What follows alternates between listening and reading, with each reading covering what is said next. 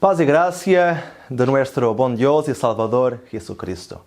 Es con mucho gusto, con alegría enorme, que les doy nuevamente las bienvenidas al programa Interpretando las Escrituras. Hoy vamos a abordar un nuevo tema y el tópico entonces que tenemos reservado para el día de hoy se titula Creacionismo versus Evolucionismo. Y para me ayudar con ese tema tengo a nuestra querida hermana Diana, que nos va a hablar un poquito más sobre este asunto. La Biblia nos dice que Jesús creó todo. En Juan, capítulo 1, de los versículos 1 hasta el 3, podemos leer: En el principio era la palabra, y la palabra estaba con Dios, y la palabra era Dios. Este era en el principio con Dios. Todas las cosas por Él fueron hechas, y sin Él nada de lo que ha sido hecho fue hecho.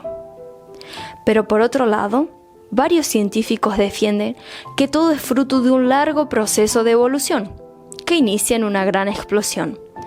Así, de la nada, de forma espontánea, comienza el universo a expandirse y enfriarse. Y pasado millones y millones de años, se dan en nuestro planeta las condiciones necesarias para que comience la vida unicelular, en el agua, la cual, pasado algunos otros millones de años, evoluciona a organismos celulares más complejos, que también evolucionan hasta llegar a la vida terrestre. Como nadie estuvo presente en este evento ni en el transcurso del proceso, se hace imposible, incluso para la ciencia, comprobar esta teoría. ¿Será que podemos creer en ella? ¿Hay evidencias que nos ayuden a desconfiar o incluso descartarla? ¿En cuál creeremos? ¿En el creacionismo o en el evolucionismo? Este es realmente un tema muy complicado de analizar y de explicar. En primer lugar, porque vamos a pensar un poco tanto la teoría de la evolución como el creacionismo. Tanto para creer en una o en la otra es necesario tener fe, porque ninguno de nosotros estaba allá en el inicio cuando todo se dio.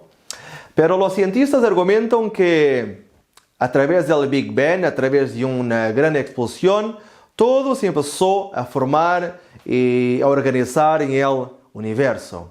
Lo que para mí es un poco difícil de aceptar porque la experiencia que uno tiene con las explosiones es que estas son destructivas y no creadoras. Así que es un poco difícil para mí porque no hay ningún ejemplo en el mundo de una explosión que haya creado nada. Pero sí, todo al revés. Las explosiones siempre son destructivas. Pero para explicar este tema, o mejor, mi punto de vista sobre este tema, me gustaría compartir con ustedes una experiencia personal de mi vida. Y esta experiencia es sobre el embarazo de mi esposa. Mi esposa, cuando quedó embarazada, yo me acuerdo que yo fui a pesquisar en internet, mirar varios videos, leer varios artículos, explicando cómo se formaba el niño adentro de la panza de la madre. Y me di cuenta de algo muy interesante, que es que el primer órgano a ser formado adentro de la panza de la madre, el primer órgano a ser formado del niño, del bebé, es justamente el corazón. Ahora, el corazón es un músculo y este corazón no está trabajando cuando se forma, cuando se está formando. El corazón, este músculo está parado, no hay movimiento. Lo que es interesante es que este músculo de un momento para el otro, de una forma espontánea, como si necesitase de un impulso eléctrico, empieza a trabajar. Pum, pum, pum, pum, pum, pum. Y lo que es interesante es que ni los médicos ni los cientistas consiguen explicar cómo es que este corazón empieza a trabajar.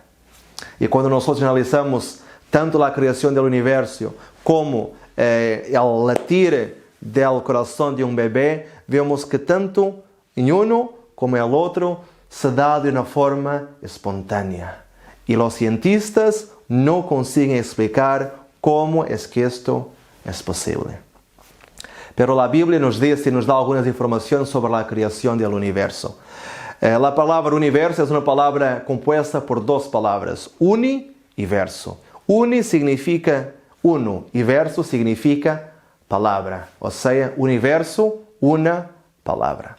Y cuando nosotros leemos en el inicio Juan capítulo 1, versículos 1 al 3, vemos que fue a través de la palabra que todo fue criado, que todo fue hecho. Y esa palabra era Jesús. Así que es interesante porque incluso en la palabra universo podremos constatar la acción de Jesús. A través de la palabra Jesús, todo fue hecho y todo fue criado. Lo que es muy interesante porque así podremos tener una perspectiva bíblica, pero también científica de la creación del universo. Otro punto que es muy complicado para los científicos de explicar es, o mejor, está relacionado con el habla.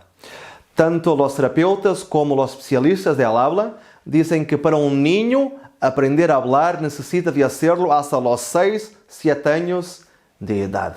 Y si no aprende hasta esta edad, nunca más aprenderá a hablar. Y que para hablar es necesario, para aprender a hablar, es necesario tener contacto con otras personas y a través del ejemplo, entonces empezará a desarrollar el habla. De otra manera, nunca lo conseguirá hacer. Ahora les quería hablar un poquito sobre algunos niños que fueron descubiertos en la selva. Ustedes pueden mirar algunos videos en internet sobre esto, sobre niños que fueron criados por lobos, por perros, por monos. Y lo que es interesante es que cuando encontraban a estos jóvenes que ya habían pasado los 6, 7 años de edad y que después los intentaron enseñar a hablar, se dieron cuenta que ninguno de ellos consiguió hablar. Consiguieron comunicarse a través de gestos o sonidos, pero hablar nunca consiguieron aprender a hablar. ¿Por qué? Porque necesitábamos de tener contacto con otras personas para de esa manera entonces desarrollar el habla. Y entonces de aquí tenemos un gran problema. ¿Cómo es que la teoría de evolución explica esto? Porque si no había nada en el inicio para servir de ejemplo, ¿cómo es que los niños aprendieron a hablar? ¿O cómo es que los seres humanos aprendieron a hablar? Y de aquí surge otro problema. ¿Qué es lo que surgió primero? ¿El pensamiento o el habla? Porque para hablar es necesario pensar. Pero nosotros cuando pensamos, hacémoslo en un determinado idioma, pero si no había ni habla ni idioma, ¿cómo es que una persona podría pensar? Entonces de esa manera es un poco complicado. Sin pensamiento no había habla, pero sin habla tampoco hay pensamiento. Así que es un poco difícil aceptar la teoría de la evolución. Otro punto también que gustaría de analizar con ustedes es sobre el código de DNA. El código de DNA es tan complejo y tan perfectamente hecho que basta una pequeña anomalía en el código para que un niño nazca con cualquier deficiencia. Basta una anomalía, la más chiquita posible, y cualquier persona nace con una deficiencia genética. Así que, ¿cuál sería la probabilidad de que el código genético, el DNA, sea obra del acaso? ¿Cuál es la probabilidad de que esto podría acontecer? Es interesante porque la probabilidad es la misma que escribir todo el abecedario de la al Z en pequeños papeles individuales, A, B, C, D, hasta el Z, agarrar todos los papeles, tirarlos al aire y entonces esperar que los papeles caigan en el piso con las letras voltadas hacia arriba, ordenadas de A al Z y de una manera ordenada y una línea. ¿Será que esto sería posible? Así que también en relación al código genético me gustaría compartir algo muy interesante.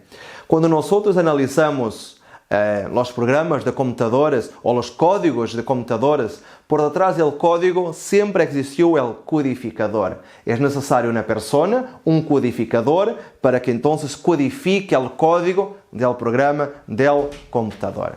Lo que es interesante es que nosotros teniendo un código de DNA, tenemos que asumir que también por detrás del código existe un codificador. ¿Quién es ese codificador? Muy bien, mis queridos amigos y queridas amigas, el codificador es nuestro Salvador y Señor Jesucristo. Que el Señor te bendiga grandemente. Amén.